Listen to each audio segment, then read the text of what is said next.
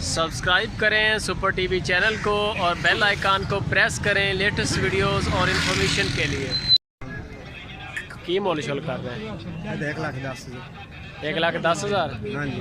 यही अखा ने काला किदा का तो शराब पींदी है। हाँ जी। अच्छा वे मच्छी बच्चा पीछे मच्छी है। हाँ जी मच्छी। दुध कितना दे रही? दो टाइम का 8 किलो। हाँ जी। 1,10,000। हाँ जी।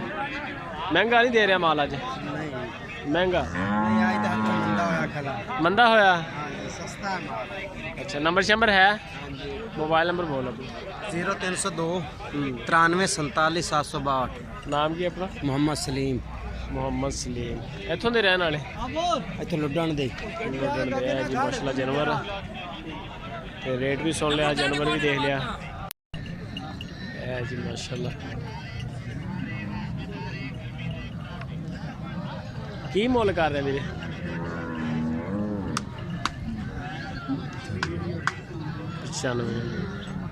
ते बच्ची बच्चा पीछे? बच्ची है। ते दुध कितना दे रही? 10 किलो 2 टाइम का। नंबर शंबर है तेरे को? नंबर बोली। 0305 हाँ जी 36 60 199।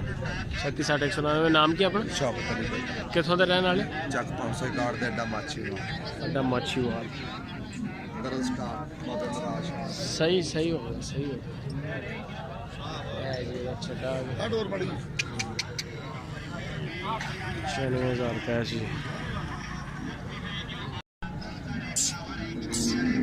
की मोल कर रहे हैं सारे का? सारे में मोल है 90,000 की।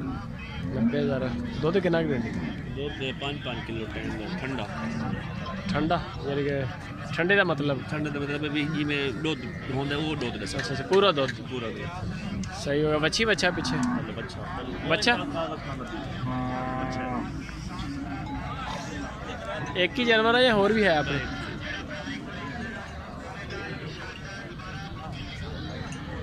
बच्चा पीछे आगे पूरी गाना फोटो है जी लुडन मंडी। अच्छा सर की मोल शोल कर रहे हैं? 1.5 लाख रुपये। दुध कितना देंदी है? 8 किलो 16 किलो यानी कि 2 टाइम।